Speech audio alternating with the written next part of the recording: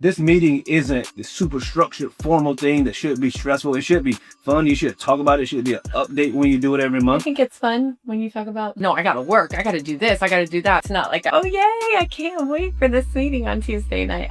That's romantic to you? Hey, It's never gonna end. It's a vibe killer for me. So we're at a nice restaurant. We're talking about money and debt. But when we broke down the numbers, it was like, wait, what am I doing? absolutely. Do you not? No. These money meetings are going to change your life. Whole life. All right, guys, here we go. Another episode of Matrimony and Money with Sherman and Cristina.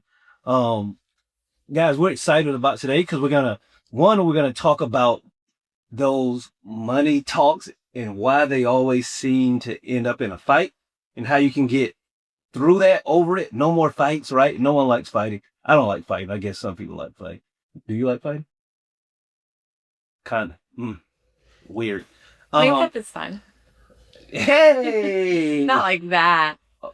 And then we're going to talk about sort of some rebranding stuff that we're doing. We're excited about it. This has actually been Christina's idea for a long time, but I really wasn't feeling it. And then we got some outside help, and they Always. We get outside help. Somebody else says it's a good idea, and then it becomes a great idea. They sort of agree with Christina, so I guess we're going to make it happen. Because here's the thing, guys. At the end of the day, we want to help families, couples, we'll even, if this will help some singles, we want to see people thrive, specifically in their money, but especially for those couples, right?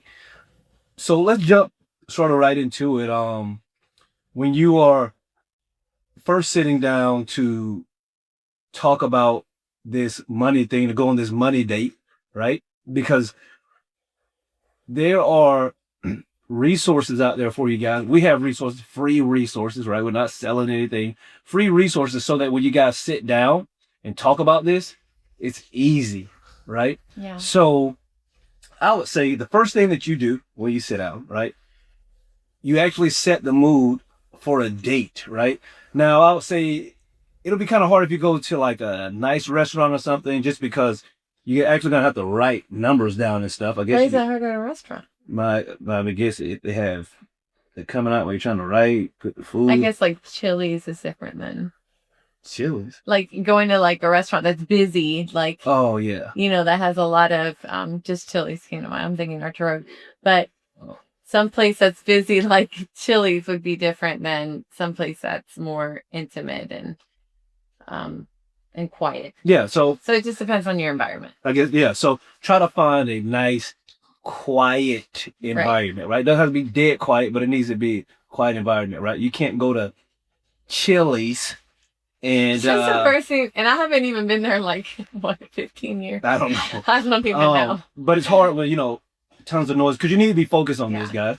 Like you really do have to be focused, because this little 30-minute date conversation is going to set the tone moving forward, right? And again, I want to be clear, this isn't a one-time thing for you guys that are wired like me, guys and girls that are wired like me. This isn't a one-time thing. We get to get this at least every month, right? If we can get into that habit, that'll be good. If you have two people that are into it, you can have a money date every week, but at least once a month. So I have some stuff I want to go over, because I want to be intentional about this, right? So here's the thing. I would say that you want to make sure you're really focused, right? No cell phones, nothing like that. Put it on airplane mode, because you may need to get some of the numbers from your phone, but really you don't want to be distracted while you're going through this. And I would say, when you really get started, I would ask. That's impossible for me. What? Because The kids are fine. No, they're not. Kids are fine. We have a 17th, getting ready to be 18. I know, but I'm talking about like when we were doing this, it was just. Oh, yeah. Correct. Well, when they're young. I would be the one to have the notifications on, because no, but if you had your notifications on, you would be like checking it 24/7. So. But you can get a sitter. It's okay. So when the sitter does it, nothing's happening to the kids. You get a so. Okay, let's get back on track, guys. Let's stay focused. Okay, fuck it. All right. That sounds like you're saying about. So no, we don't say bad words on YouTube or podcast. No, It's but that's focus. what it sounded like. You're trying to make fun of my So accent sometimes. here's the thing. You want to ask your spouse like this. Both of you guys want to ask each other, you know, on a scale of 1 to 10, how stressed does this debt make you? Right? Because you'll be surprised, right? It may not stress your spouse out that much. It may just be something on their mind, or it may stress your spouse out a ton and they never really even talked about it. Because again, most people don't even talk about money. So when you talk to them and ask them, oh, on a scale of 1 to 10, how much does this stress you out? And they say a 10 or a 9, you'd probably be, you know, a little surprised. But that's a huge red flag, because now you know, hey, we need to really do something to get rid of this, because I didn't know my spouse, my significant other, was carrying around this type of stress quietly. Sometimes you can tell, but yeah, numbers are important. And then, you know, after you ask that question, let's just say they said 9, or you know it's, you know, through the roof, or a 2, it doesn't matter. Then the next question, you want to say, okay, so tell me this, Cristina, Cristina. You don't ever call me that. It's weird. How would it feel to be completely debt free? And see, I remember for us, that was a big deal for me. And if I'm being totally honest, I couldn't totally wrap my head around the $90,000 a student loan just being totally gone. I would say, oh yeah, I feel great, but I didn't really understand that it was possible, just because it seemed like such a large number. Yeah. You know? So that's a big question. Like, what would it feel like? Because at times I believe, especially, you know, in a marriage, in the debt-free community, everyone gets so stuck on the thing you have to do. We have to get rid of this debt. We have to, you know, do this. But what happens when you get there? And, you know, as you know, like, I like the destination. It's fun, but like the journey to get there is really the cool part, right? Because you're going to change a ton as you're going through these things, doing this. So I believe that that's also a very important question. Can you remember, if you can, it's fine. Do you remember when we sort of first did this, when I was like, you know, what do you think it would feel like to not have any debt? Do you remember? Yeah, I felt like it would be liberating for me to not have to worry about him being so stressed out, because although you do handle stress very well, and disappointment really well, you also, as your wife, I can sense it. Yeah. And I know, like, you're driving and grinding just to, you know, chip away at this. So I know how much it was stressing you. I know how hard you were working and trying to make more money, or, you know, just the stressors of like working more, spending more time out on the field, doing more things, learning more things. I mean, it was just like, especially when you're an entrepreneur, the grind never ends. It just keeps going and going. So 24/7. And because you know it's going to continue going, you can either have a good attitude about it and make it fun, or you can just let it be a burden and just put your head down and never look up. So I think for you, I was ready for you not to struggle with that balance anymore of having to grind, but then, you know, getting it done, like chipping away at it, but still living, because Sherman's an extremist. Sherman's the type that will put his mind to something and he will drill it and not give up. And then it's just a burden until it's done. And he's okay with that. I'm not. I'm okay. I like to live happy in the process and to be peaceful and to enjoy the process. You know, maybe grind and then take a break and then do some fun and then continue working. And, you know, so, I mean, it's just about the balance. So for me, it would have been liberating not to see you so stressed out anymore. Yeah. Because I don't feel like I carried that burden as much. Like, we each had our roles, like we discussed last time.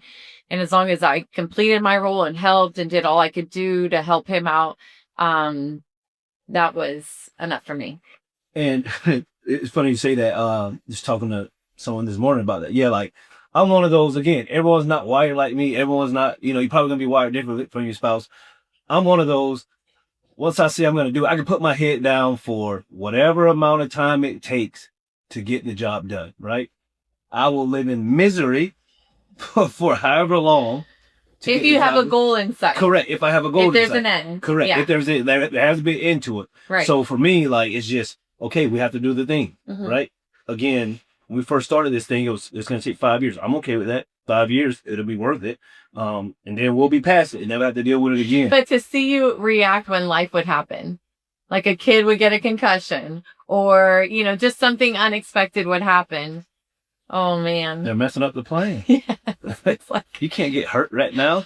like, you can't get sick right now. Or like for us, it was always like, I'm pregnant or give you the stick. It's like, I'm trying to grab you. Like, what are you doing? Messing up the plan. Yes. I'm trying to get everything. But thankfully for us, all of our pregnancies you reacted very well to each announcement. Yeah, But I could feel like definitely stress. Definitely say like, that. Everyone get it. If you have kids, you get it. You know, even if you plan for them, life just changes when you have these kids. It's so true. But so let's jump back into it. Let's talk about this. So now, again, like I was saying, when you're at this date, you need to come in to the date with the numbers. One of you guys, whoever is the numbers person, you need to come into it with the numbers. If you need to get the numbers from your spouse, your significant other beforehand, that's fine, because I'm a huge fan of the snowball method, right? There's sort of two methods out there. There's the snowball method and the avalanche method, right? I personally, I'm only going to talk about the snowball. That's the one that I like, just because, again, I need goals, right? I need goals. So the snowball method, you know, you have all of your debts listed out from smallest to largest, and you attack each one, right? Right. I'm not going to get into great detail, but each time that you pay one off, the money that you were putting towards the smaller one goes to the bigger one, and it just sort of snowballs. When you get toward the end, you're making these big payments, and it feels great. Like I remember that. It felt great. But you need to make sure that you have a plan, whether you're doing a snowball or the avalanche, because, you know, everyone talks about the math, right? Oh, well, the avalanche may be better because of the interest rate, blah, blah, blah. Well, to me, that's neither here nor there, because if it was really about the math, you wouldn't be in debt in the first place. So it's not really about the math for me. Like, once you're there, man, do something that's going to sort of keep you motivated. You need some wins, because it can get burdensome. It can get burdensome and heavy at times, right? And you want to give up a lot. Like, you're just like, oh, this is never going to happen, especially if your income is not changing. So it's hard to stay disciplined. But once you have it written out and you both agreed upon it, and then also you include your kids on it, like we did. Yes. Then it's important. It has to be there's a lot more accountability. Yeah. It has to be a family. It has to be a family affair, right? Sort of like, you know, if someone in the house is trying to eat healthier, well, it's extremely difficult for that person to eat healthy if everyone else. It's like when the kids hate when you go on a diet, because they're like, oh no, mom, you're going on a diet or you're doing this nutrition program. And then they're like, that means we're all going to do the nutrition program. Because honestly, I'm the cook. We help each other cook, and what we have to eat is what you have to eat. Yeah, we're not, so nothing against if you do this, but we're not one of those families. We're not cooking multiple meals in a night, right? I remember I tried that one time. Yeah, no. You either eat or you don't. Or you can help and pitch in and cook what you want. Yeah, because it just makes it easier. But like I'm saying, like, if this thing is a family affair, right, it just goes quicker. It's just better. Everyone's on the page, so it's not like, oh, this person's doing this, make it hard on everyone. Everyone's on the same page, so that really helps. Right. And again, like, guys, this meeting isn't like the super structured formal thing that should be stressful. It should be fun. You should talk about it. It should be an update when you do it every month. I think it's fun when you talk about. Absolutely. Do you not? No. Well, I love it. I like. Maybe you were just so caught up in. I guess when you like cross out debt, it's fine. It's just like, yay, we did it. But I mean, for those of us like me, for those of you like me, it's not always going to be fun. It's one of those things you're going to have to like there was always a reward. Like, can we have dessert after we finish this horrific meeting? But you're right. If it was up to you, you would do it every week, wouldn't you? Absolutely. And not even every week. I mean, every other day you'll talk about finances no matter what. And to me, it's just cringe. But here's the thing though. So like, even like the reason I said I enjoy it, just like paying off the debt, but it's the same thing now with like investing, right? I still get to look at the numbers and, okay, we're going to invest this month, we're going to invest here. And that's fun for you. Correct. Because I get to see what it's going to look like in 15, 20 years, what that money's going to look like. And that's exciting to me. That's right? so good for you. So it may not be exciting to everyone. So, we'll start a group for us that are white like me. So we just geek out all. Well, I mean, it is like, I just don't like, I mean, there's better things I can think of doing with my time. But no, that's good. Until we're 65 and can't retire. That's true. That's very sad. That's a very sad thing. But I don't know. Yes, there is satisfaction. He geeks out over it. I'm more like, it's good. Let's work at it. Let's do it. It's not like I'm not on board. Yeah, I'm not trying my hardest too. I'm just saying, like, it's not like I'm like, oh yay, I can't wait for this meeting on Tuesday night. I mean, it's a vibe killer for me. Yeah. So we're at like a nice restaurant. We're talking about money and debt. We should be at a nice restaurant. Oh yeah, I hear that. Yeah. Maybe I got a gift card for my birthday, and we're there. Okay, yeah. That's romantic to you. And again, talking about $30,000 left. Yeah. Well, hey, one this is never gonna end. One day it'll be $0,000. So I know. I agree. I agree. I have a different perspective on how I remember feeling. Yeah. Yeah. So when we were done with it, and you're like, okay, that's what we're doing, and we had a plan. That's when my elation came. I'm like, yes, we can do it, but can we not talk about this for another week? I just don't even want to talk about it. And that sort of brings me to my next point, guys. At the end of each meeting, you need to make sure that you are having actionable goals.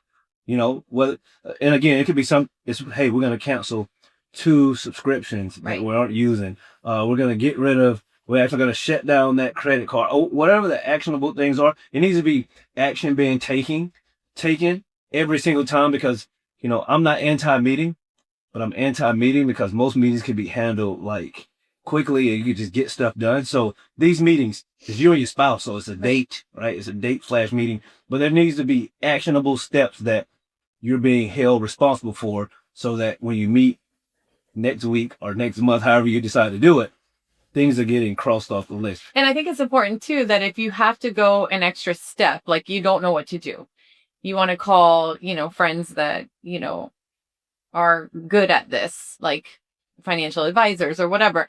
Whoever you have to meet with to get the ball rolling. Like do you remember our first meeting with the Ferraris? Yep. So our first meeting with a set of precious friends that I love forever, because they were just like, this is how we feel you should do it. You don't have to do it. You can pray about it. But at the end of the day, we think it's wisdom. And then we started getting into it, and it was like, get rid of your cars, get rid of this, get rid of that. And we're like, so we're sleeping on the floor is what you're saying. And we are working off. And I loved it because what she did is she broke down how much money, like for me to go back to work, how much money that was going to be a month and per hour. The child care. And after you deduct child care, gas. And it was so eye opening. And I'm like, wait a minute. So I'm going to go put my kids, in this situation and not be with them for less than $2 an hour at the end of the day. How can I make up this $2 an hour and keep my kids or stay home? It's better for me when you first start rolling to meet with a couple or with someone that can help you kind of make the big decisions on which car to get rid of, how, what your budget needs to look like for gas weekly based on what you earn, stuff like that. That was helpful for me because I'm just like, no, I got to work. I got to do this. I got to do that. But when we broke down the numbers, it was like, wait, what am I doing? I can do this. I can make money or save this amount of money and not spend it. Does that make any sense? No, that makes total sense. For me, that was an exciting meeting because I'm just like, I thought I was going to do something one way and I didn't know any other way was possible. And then you start really dissecting it and getting other viewpoints and you're like, wait, this can be possible. This can be possible. And here's the thing. Everyone doesn't have people that they feel comfortable. So you don't necessarily need resource. You don't necessarily need to meet someone and share them your numbers and stuff like that. We'll have the free guide in the show notes for you, but you have to sit down and really take this seriously. And I meant for big life decisions, us getting rid of the car, or some of our friends are moving because they want to save money and pay off debt, and they're downsizing big time just to pay off bigger chunks. I mean, that there's wisdom in counsel, right? Like there's where 2 or 3 are gathered type of thing. So sometimes you do have to like humble yourself and say, but I'm talking more about like the big life decisions, me going back to work, us selling our car, stuff like that. Yeah, no, for sure. And again, like I was saying, once you make those commitments for the next meeting, before you guys get up and leave, you need to make sure that you have another meeting on the calendar. That's important, right? Pull out your phones, make another meeting, set the date so that nothing jumps up. If you say, "Oh, we'll deal with that," then something's gonna pop up. I'm definitely gonna have a headache. Correct. Don't do it. Don't let them get out of it, guys. If you're like me, we set those meetings like clockwork. Nah, before we get up, look at this calendar. Bam, that is blocked out. We're not missing it. Because like with anything, it's easier for life to get busy. If you have family, kids, all of that stuff. So you want to make sure that you're setting each meeting before you leave, right? So before you leave that meeting, you have the next one set, because it's going to be really important, because these money meetings are going to change your life. Whole life. They're going to change. It's the truth. Because it's the truth. It is the truth. Because here's the thing. I just don't like talking about negative things. It's not negative. It's positive. It's bad words. No, it's positive. I don't think, like we're going to have to it's like a damper. Like, I don't know. We're going to have to do a better job.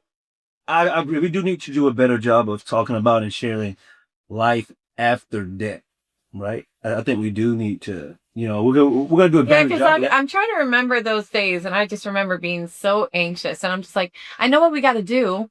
I'll do it. I'm staying the course. I got my budget sheet, and I got my little Excel sheet, and I'm deducting every time I go to the grocery store. I run home, open up my sheet, deduct. I'm doing the things, but I don't want to keep talking about it. Where you can talk about it all day, every day. For me, it brings me sadness. It's just... It brings me joy getting closer it's to like, that goal. Oh, gosh. This is... I guess when you start, I don't know, like tearing that pile down, I guess there is some excitement in there. It's like chopping wood. I've never chopped wood, but I imagine like chopping wood, it gets better and whatever. You're chipping away. But yeah, guys, so that's what we're going to talk about this Monday date. Again, this Monday date, we have a free guide. It'll be in the show notes. It'll be on our website, right? www.matrimonymoney.com, right? So that sort of brings us to the next piece. Let's sort of talk about the rebrand, how, just... Thank you, Abby Sacritz. So we're just going to change it up a little bit, right? As you guys know, we've been, been sort of no debt life for the longest, with the Matrimony and Money podcast. But I know we're going to change the branding and just the way we talk about position, everything. It's going to be Matrimony and Money, because that's really what we talk about. We talk about matrimony, our marriage, talk about money, and it's a bigger umbrella. It's a big umbrella, and we get under money, there's debt. And we really get to share more of what we love, right? That could be, a lot of people don't know, you may not know, like we homeschool our kids. I'm an entrepreneur. We just want you to get to know us. Yeah, like I work from home. Right. Christina stays at home with the kids. Obviously, homeschools them. So there's just a lot that goes on, and we just want There's a lot of layers to us. It's complicated. Correct. So we just want to share more of that.